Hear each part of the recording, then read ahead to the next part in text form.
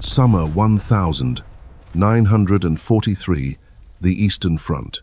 Here, steel giants clashed in a maelstrom of fire and fury, rewriting history. For Nazi Germany, this was a desperate gamble. For the Soviet Union, the ultimate test of survival, nearly 2 million soldiers, thousands of tanks. Kursk was not just a battle, it was a cataclysmic storm. This was the greatest armored confrontation ever conceived. Its outcome would shatter the myth of Nazi invincibility. By 1943, World War II raged across continents. But the Eastern Front remained the brutal heart of the conflict. Stalingrad had crushed Nazi Germany's offensive might. Yet, Hitler refused to relinquish his dream of Eastern conquest. With dwindling resources, Nazi Germany planned one final, decisive blow to regain the strategic initiative. Operation Citadel, a desperate gamble targeting the Soviet Union's exposed salient around Kursk. But the Soviet Union, forged in fire, was far from broken. They braced for the inevitable summer offensive. An unprecedented build-up began. Both sides poured everything into the Kursk region, preparing for Armageddon. From the depths of the Soviet Union to the farthest reaches of Nazi Germany, the armies converged. The Soviet Union had learned from past mistakes, constructing defenses of unparalleled depth and ferocity. Tension hung thick, a palpable silence before the storm. The world held its breath for the coming clash. Commanders on both sides understood the monumental stakes. This would be a battle for the very future. The Kursk salient, a seemingly insignificant bulge, became the most coveted ground on the Eastern Front. For Nazi Germany, a victory at Kursk meant recapturing the initiative, perhaps even altering the war's trajectory. For the Soviet Union, Kursk was about defending their homeland, pushing the invaders back once and for all. We will explore the audacious strategies, the monumental preparations, and the brutal reality of this epic confrontation. From vast minefields to ingenious deception, the Soviet Union's defensive genius would be severely tested. Nazi Germany unleashed its most advanced weaponry, believing superior technology would finally break the Soviet line. The stage was set. Forces of unprecedented scale gathered for a clash that would decide the fate of nations. Join us as we delve into the tank storm that forever changed World War II, a doomed crusade. By early 1943, the Eastern Front was a vast, brutal arena, bleeding both Nazi Germany and the Soviet Union dry. The ambitions of Blitzkrieg had shattered against Soviet resolve and the unforgiving Russian winter. Gone were the days of swift victories. The war now devolved into a desperate, grinding struggle for survival. The global geopolitical landscape shifted. The initiative, once firmly German, began to slip away. Both powers, exhausted but unyielding, knew the next major clash would redefine the war's trajectory. The ghost of Stalingrad haunted every Nazi German war room, a chilling testament to ultimate defeat. 250,000 elite Nazi German soldiers perished or were captured, a catastrophic blow to morale.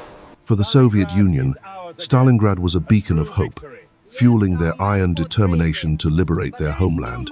The Red Army, now emboldened, pressed its advantage, pushing back the shattered Wehrmacht across the front. The psychological impact of Stalingrad was immense. Nazi Germany faced an existential crisis unlike any before. Nazi Germany's industrial capacity, though vast, strained under the immense demands of a two-front war. Manpower losses mounted. The quality and quantity of Nazi German reserves dwindled with each passing battle.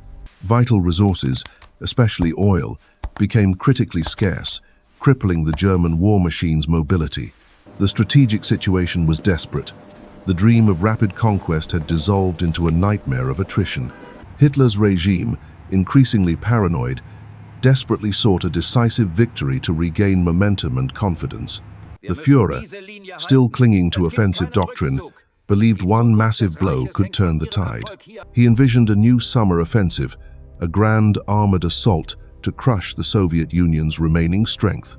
The plan, codenamed Operation Citadel, would leverage Nazi Germany's new, powerful generation of tanks. Initial discussions were fraught with disagreement.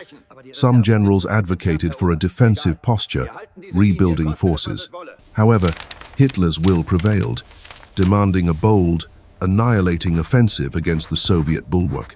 Operation Citadel aimed to pinch off the massive Kursk salient, encircling and destroying vast Red Army forces. The offensive relied heavily on superior Nazi German armor, including the formidable Tiger and Panther tanks. Months of meticulous planning and enormous logistical effort would be poured into this critical operation.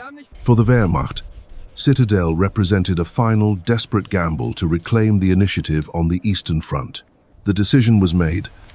The largest tank battle in history was now an inevitable, terrifying reality. But unseen by Hitler, Soviet intelligence networks were already working tirelessly, unraveling Nazi German plans. Through various sources, including agents within Nazi Germany and Allied intercepts, critical details emerged. The Soviet High Command, the Stavka, soon possessed remarkable insights into Operation Citadel's objectives. They knew the exact German intentions, providing precious time to prepare elaborate, layered defenses. This vital intelligence would transform the battlefield, turning Nazi Germany's offensive into a colossal trap. After relentless retreats, the Soviet Union faced its greatest test. Kursk would not be another surrender. Unprecedented preparations transformed the landscape. Millions labored, forging a death trap for the enemy. Stalin decreed Kursk would be an impenetrable fortress, every inch of ground fiercely contested. The first line of defense, intricate trench systems. Miles upon miles of earthworks scarred the steppes. Connecting communication trenches created subterranean labyrinths, safe havens beneath the impending storm. Embedded deep were formidable artillery batteries, meticulously pre-sighted, ready to unleash devastating fire. Thousands of machine gun nests dotted the landscape, each a deadly sentry, awaiting the Panzer onslaught. Not one, but 8 concentric defensive belts stretched for hundreds of kilometers. A layered inferno, defenses ran an astonishing 150 to 300 kilometers deep. A monumental obstacle no army had ever conceived. Massive anti-tank ditches, impassable chasms ripped across the plains, designed to halt the panzers. Jagged rows of concrete dragon's teeth stood silent, impenetrable barriers against Nazi Germany's armored might. Barbed wire entanglements, a suffocating web, snaked across the fields, traps for advancing infantry. Thousands of anti-tank guns, strategically positioned, lay in wait, ready to puncture enemy armor. Exhausted but relentless, engineer battalions toiled day and night, crafting an ironclad response. Every obstacle worked in concert, a brutal symphony of steel and earth against the invaders.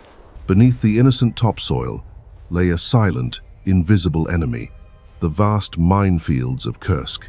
Up to 5,000 mines per square kilometer, a staggering density unlike any seen before. Dedicated mine-laying teams worked tirelessly, planting millions of devices, each a deadly surprise. Anti-tank minefields stretched for kilometers, designed to cripple the Panzer Division's advance. Anti-personnel mines, often hidden among anti-tank traps, awaited unsuspecting infantry. A brutal duality. The sheer scale of minefields created crippling fear. Every step a gamble, every advance agonizing. Yet, defense alone was not enough. The Soviet Union employed a masterstroke, Maskirovka, strategic deception. Extensive camouflage efforts hid vital positions, making thousands of weapons disappear from enemy sight.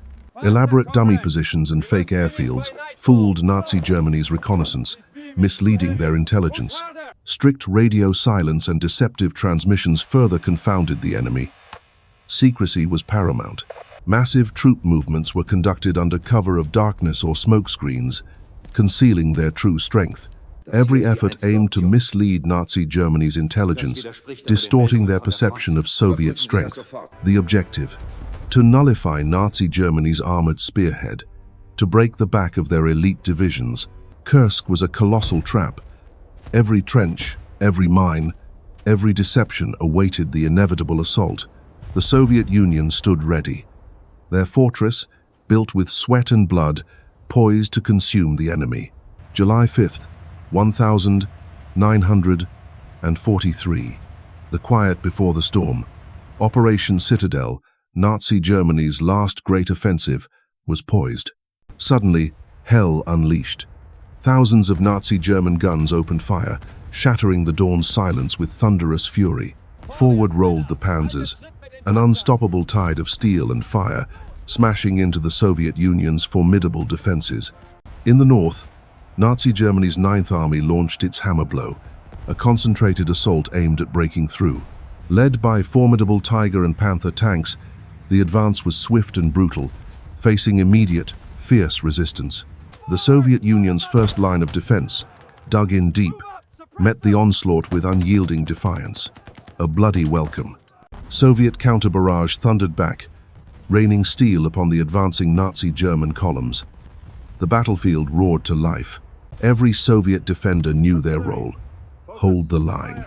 Their resolve hardened amidst the roaring symphony of destruction. The initial thrust quickly encountered the Soviet Union's meticulously prepared, multi-layered defensive belts. Minefields, unseen and deadly, became steel traps, decimating Nazi German infantry and crippling their lead tanks. Hidden Soviet anti-tank guns, perfectly sighted, lay in wait, ready to deliver devastating, armor-piercing blows. Panzers, once invulnerable, now burned fiercely. Soviet ingenuity turned every field into a killing zone. Through the smoke and fire, Soviet trenches held. Every meter of ground was fiercely contested, paid in blood. These layered defenses were designed to bleed the attacker dry, absorbing punch after punch, never truly breaking. The ferocity of the battles was unimaginable. Metal against metal, man against machine, in an apocalyptic landscape. Soviet T-34 seconds, though outnumbered by advanced Nazi German designs, fought with desperate, unyielding bravery. Infantry fought in tandem with tanks, a brutal, synchronized dance of death across a cratered, burning earth. Close-quarters combat raged, a primal struggle for survival. No quarter given, no mercy asked, only savage will. Casualties mounted rapidly on both sides. The grinding attrition consumed lives with horrifying, relentless efficiency. The northern front became a hellscape. Every yard of ground was fiercely contested, soaked in blood and sacrifice. To the south, Nazi Germany unleashed the full might of its 4th Panzer Army and Army Detachment Kempf. Here, the Waffen-SS Panzer divisions, Nazi Germany's most formidable units, spearheaded the furious advance. They moved with practiced efficiency, a relentless tide of steel and hardened men, seeking to crush all resistance. But the Soviet Union's Voronezh front stood ready. Its formidable defenses were prepared for this exact hammer blow. Soviet guns roared in defiance, tearing into the advancing Nazi German columns. The counterfire was immediate and devastating. The southern sector boasted even deeper, more complex fortifications, a death trap designed to ensnare and destroy. Every inch of ground was a fortress. Soviet engineers had transformed the landscape into an impenetrable maze. The Luftwaffe provided critical air support. Stuka screamed, sowing terror and destruction from the skies above. Yet, Soviet air power contested every meter of sky. Fierce dogfights raged overhead, a critical battle in itself. Hour after hour, Nazi German artillery pounded the Soviet lines, a relentless, destructive rhythm of iron and fire. But the Soviet troops held. Their resolve was unbending, a steel wall against the overwhelming Nazi German onslaught. As the southern thrust deepened, the village of Prokhorovka began to emerge as a focal point, a strategic prize. Around Cherkaskoye, bitter street-to-street fighting erupted. Every house, every ruin became a battleground. Soviet anti-tank units, employing ambush tactics, decimated Nazi German armored columns, turning flanks into killing fields. Nazi German engineers faced a brutal task. Clearing Soviet obstacles under fire exacted a horrific, deadly toll. The Soviet Union committed its reserves, pouring fresh tanks and men into the brutal crucible of the southern front. The fighting was relentless, a bloody, desperate struggle for every meter. Human endurance stretched to its limits. exhaustion etched onto every face. Yet, a grim, unyielding determination fueled the continuous, brutal engagement. The human cost of these opening days was staggering. Thousands lay dead, sacrifices to the insatiable god of war. Medics worked tirelessly, amidst the constant shelling racing against death to save the broken and the bleeding. The psychological toll was immense. Men faced horrors that would haunt their memories for the rest of their lives. The initial hammer blows had landed, but the breakthrough was elusive. A grim reality settled over the Nazi German command. Despite furious efforts, Nazi Germany's offensive was stalled. The Soviet Union's deep defenses held firm. The early days of Citadel, a testament to brutal resistance. The battle had just begun, the fate of the war still uncertain. July 12, 1943. The plains of Prokhorovka awaken, destined to become a crucible of steel and fire. The Soviet Union committed its armored might, determined to halt the relentless Nazi German advance at Kursk. For these men, Prokhorovka was not merely a battle, it was a desperate stand for their homeland. Opposing them, the elite panzer divisions of Nazi Germany, spearheading Operation Citadel's final thrust. The stage was set for an unprecedented clash. Nearly 2 million men, thousands of tanks converged. Prokhorovka, a seemingly unassuming village, held the key to the entire southern flank of Kursk. The Soviet Fifth Guards tank army, a formidable force, prepared for a head-on engagement.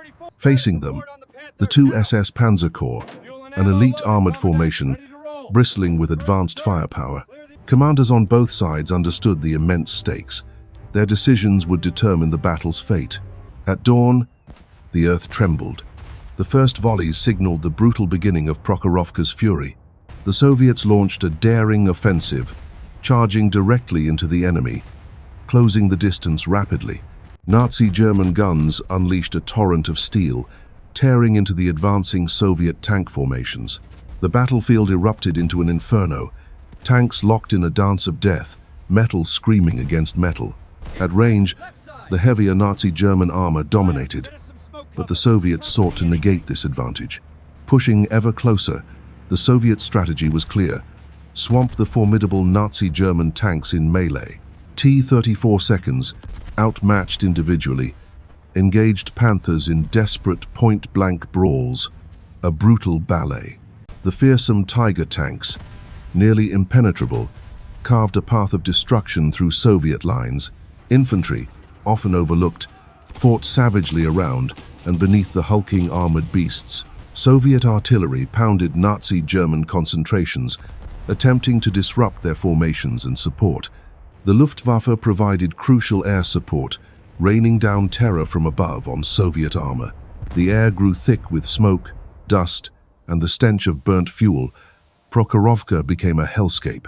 From their command posts, generals wrestled with incomplete information, making life or death decisions. Tactical adjustments were made on the fly. A desperate chess match played out with flesh and steel. Inside the steel cocoons, men endured unimaginable stress, their lives hanging by a thread. Desperation fueled the fight. Each soldier, each tank crew, fought for survival and victory.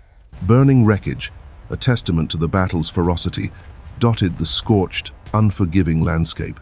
Beneath the constant roar, the ground itself vibrated with the immense destructive power unleashed. Smaller, faster T-70 seconds, though lightly armored, exploited the close-range chaos, striking vulnerable points. Veteran PZ KPFW, IV crews, disciplined and deadly, exacted a heavy toll on the Soviet attackers.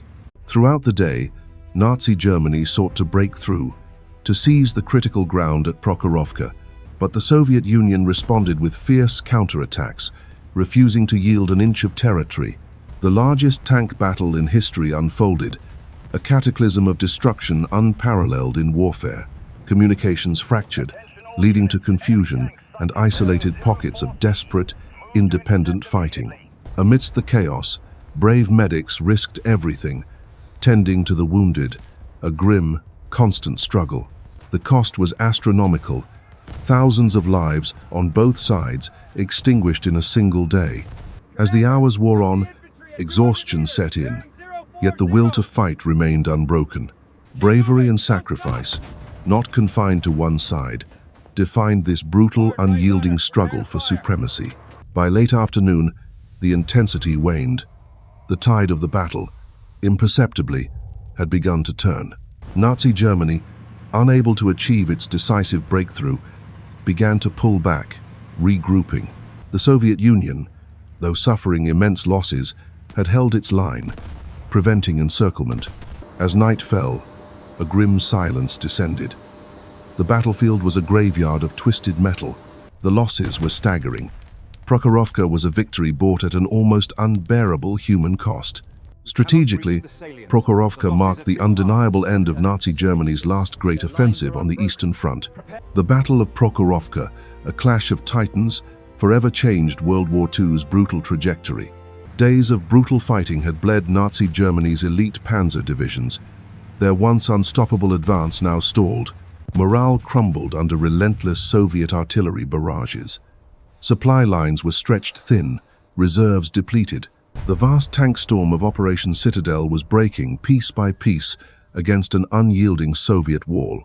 Casualty lists grew unbearable. The offensive's initial fury had tragically burned itself out. The strategic initiative was visibly slipping away. Each kilometer gained cost a crippling, unsustainable price. Faced with such attrition, the very premise of Operation Citadel began to catastrophically unravel. Meanwhile, the Soviet defense, battered but unbowed, showed no signs of breaking. Their resolve hardened. Their sacrifice held the line, preparing for the inevitable thunderous counterstrike from the Soviet Union. Deeply echeloned Soviet defenses absorbed blow after devastating blow, refusing to yield an inch. Soviet artillery, despite immense losses, continued its relentless pounding, disrupting enemy movements day and night. Hand-to-hand combat raged in the trenches, but the Soviet lines held, a testament to their unwavering sacrifice. Anti-tank forces, camouflaged and lethal, exacted a terrible toll on Nazi Germany's dwindling armor. The Soviet High Command, Stavka, meticulously managed reserves, anticipating Nazi Germany's breaking point. Despite immense pressure, the Soviet Union's engineers worked tirelessly, fortifying positions further, strengthening the resolve. For Nazi Germany, the dream of a decisive breakthrough had become a nightmare of agonizing attrition. Kursk's brutal crucible was slowly, agonizingly grinding down the Axis war machine, sealing their fate. Far from the front, Hitler's attention was diverted by the crucial Allied landings in Sicily. This strategic imperative forced a rapid re-evaluation of Nazi Germany's grand Eastern offensive plans. Urgent meetings convened. The viability of continuing Operation Citadel was under severe, desperate scrutiny. Time was critical. Resources diverted meant a weakened front, a lost opportunity, a looming defeat. The colossal investment in men and material at Kursk was yielding only rapidly diminishing returns. The balance of power was tipping. The strategic initiative swung decisively towards the Soviet Union. On July 13th, Hitler issued the fateful order. Operation Citadel was to be officially abandoned. Panzer divisions, still locked in battle, received orders to disengage, to retreat westward immediately. The dream of a decisive victory in the east vanished, replaced by the grim reality of withdrawal. Strategic reserves earmarked for Kursk were now desperately needed on other, faltering fronts. The decision marked a profound strategic defeat for Nazi Germany, a turning point never reversed. For the Soviet Union, it was a hard-won victory, signaling the end of Nazi Germany's grand offensives. Even before Citadel's end, the Soviet Union unleashed its own colossal counter-offensive, Operation Kutuzov. Aiming at the Orel salient, this operation sought to eliminate a dangerous, exposed German bulge. A thunderous artillery preparation signaled the start, tearing apart Nazi German defenses with brutal force. The Red Army, now decisively on the offensive, pushed relentlessly, exploiting every Nazi German weakness. This was not merely a counterattack. It was a strategic offensive designed to crush the enemy. Nazi German forces, already exhausted, were caught in a brutal, desperate two-front struggle. Orel was liberated, a key objective achieved, further demoralizing Nazi Germany's reeling forces. Operation Kutuzov inflicted heavy casualties, driving Nazi Germany into a desperate, hurried, strategic retreat. Simultaneously, the Soviet Union launched Operation Polkovodets-Rumiantsev, a massive thrust southward. Targeting the Belgorod-Kharkov axis, it aimed to liberate crucial industrial centers from Nazi Germany. With overwhelming force, Soviet tanks and infantry struck, achieving rapid, deep penetrations through enemy lines. Nazi German resistance, though fierce, could not withstand the Soviet Union's renewed strength and resolve. Belgorod fell on August 5th, a major victory, followed swiftly by the liberation of Kharkov. The synergy of Soviet air power, artillery, and ground forces proved irresistible against a weakened enemy. The scale of these Soviet counteroffensives shattered Nazi Germany's Eastern Front ambitions irrevocably.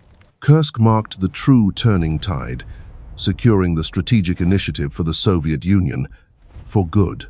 The smoke cleared, revealing a landscape of unparalleled devastation. Kursk had become a graveyard for Nazi Germany's ambitions. The mechanical beasts of Nazi Germany lay broken. Their once feared might now reduce to twisted, silent metal husks. Retreat was the only option. The battle-hardened veterans of the Wehrmacht were now just weary survivors, their spirit broken. A moonscape of craters and shattered equipment stretched endlessly. The cost of Operation Citadel had been truly staggering. The horrifying truth began to sink in. Kursk was not just a defeat, it was a wound from which Nazi Germany would never recover. Elite Panther tanks, once symbols of Nazi Germany's cutting edge, now lay abandoned, their tactical superiority irrelevant. Even the mighty Tigers proved vulnerable. Soviet anti-tank prowess had shattered the illusion of invincibility at Kursk. Nazi Germany's industrial might could not keep pace. Losses far outstripped production, creating an unfillable void. Not just tanks, but the entire armored ecosystem suffered irreparable damage. Logistics and support systems lay crippled. Many valuable tanks were simply too damaged to recover or repair. These were permanent losses, a drain on precious resources.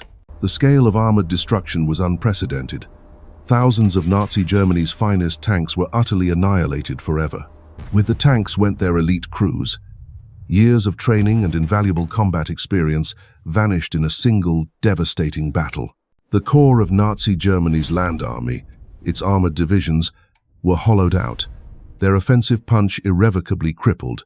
The devastating numerical decline meant strategic options evaporated. No longer could Nazi Germany dictate the terms of engagement. The myth of the unstoppable Panzer spearhead was dead. Kursk had extinguished Nazi Germany's capacity for grand offensives. While Nazi Germany reeled, the Soviet Union regrouped. The Red Army, bruised but unbowed, prepared for its relentless advance. The strategic initiative, once fiercely contested, now decisively belonged to the Soviet Union. The tide had definitively turned. Nazi Germany's forces were forced onto the defensive, scrambling to fortify positions against the inevitable Soviet onslaught. Soviet generals, emboldened by Kursk, now commanded with renewed confidence. Their offensives would define the Eastern Front. The numerical imbalance in manpower and materiel, always significant, now became an overwhelming, decisive Soviet advantage. With depleted reserves, Nazi Germany could only react. The Red Army's relentless pressure would now dictate the entire conflict. Internal disputes plagued Nazi Germany's high command. Options narrowed, and the path to victory grew impossibly distant. Hitler's dreams of a swift Eastern Front victory were shattered forever at Kursk. The dream of Lebensraum was dead. Soviet industrial capacity, now fully mobilized, unleashed a ceaseless torrent of munitions. Nazi Germany struggled to respond. The psychological impact was profound. German soldiers knew their glory days were over. The Soviet Union's power was undeniable. Post-Kursk, the Soviet Union launched a series of powerful offensives. This westward momentum would remain unbroken for 2 years. Nazi Germany's attempts to establish stable defensive lines consistently failed. The Red Army was simply too powerful. The era of lightning Blitzkrieg offensives, was over for Nazi Germany. Now, it was a brutal, grinding war of attrition. From the vast steppes to dense forests, Soviet forces pressed their advantage, liberating vast territories from Nazi occupation. Every mile gained by the Soviet Union was a step closer to Berlin. Nazi Germany's strategic depth was rapidly shrinking. The civilian population within Nazi Germany's occupied territories felt the irreversible shift. Their oppressors were now retreating. Kursk stripped Nazi Germany of any realistic hope for overall victory. The path to their inevitable defeat was now clear. The Soviet Union had not just won a battle, it had broken the back of Nazi Germany's army, permanently changing the war. With no strategic reserve, Nazi Germany was forced to divert precious forces, weakening all fronts against the growing Allied power. Kursk proved to be the true turning point on the Eastern Front. From this moment, Nazi Germany was in an unstoppable retreat. News of Kursk reverberated globally. Allied leaders recognized the profound strategic implications for the entire war effort. The immense drain on Nazi Germany's manpower and material in the East provided crucial breathing room for Western allies. This permanent shift eased the pressure, allowing the Western allies to accelerate preparations for the monumental D-Day invasion. Nazi Germany's war machine, once mighty, began to falter under the combined strain. Resources, fuel, and manpower dwindled. Kursk fundamentally altered the global balance of power. The Axis powers were now clearly on an irreversible path to defeat. Across all fronts, Allied forces sensed the changing tide. Nazi Germany's ability to reinforce was severely compromised. Hitler, obsessed with the East, had gambled everything at Kursk and lost it all. His final, crushing defeat was inevitable. The battle guaranteed a prolonged, brutal war of attrition that Nazi Germany could not possibly win. The costs mounted relentlessly. Kursk cemented the Allied resolve. The final coordinated drive towards Berlin, from east and west, was now a foregone conclusion. The tank storm at Kursk truly changed World War II forever. It marked the definitive end of Nazi Germany's offensive power. The Battle of Kursk, a name etched into the annals of history, stands as a crucible. It was more than a clash of titans. It was the definitive turning point on the Eastern Front. Nearly 2 million men, thousands of tanks, and countless guns converged in an unprecedented storm. The Soviet Union's deep, layered defenses brilliantly absorbed the fury of the Nazi German onslaught. Nazi Germany gambled everything on a final, desperate offensive to regain strategic initiative. Monumental sacrifices were made. A generation's future hung precariously in the balance. Each fallen soldier, every shattered tank, a grim testament to the battle's immense human cost. Strategic brilliance from the Soviet High Command laid the intricate trap for Operation Citadel. Deception and superior intelligence allowed the Soviet Union to anticipate Nazi German every move. The sheer human endurance of the frontline soldiers was pushed beyond all imaginable limits. Beyond the front, an entire nation endured, sustaining the monumental war effort with unwavering resolve. Kursk marked the irreversible decline of Nazi Germany's offensive power on the Eastern Front. The price of victory was immeasurable, forever scarring a generation, but securing Allied triumph. Its enduring legacy shaped the remainder of World War II, accelerating the ultimate defeat of Nazism. Engage with history. Explore the stories of Kursk. Understand sacrifices that forged our modern world.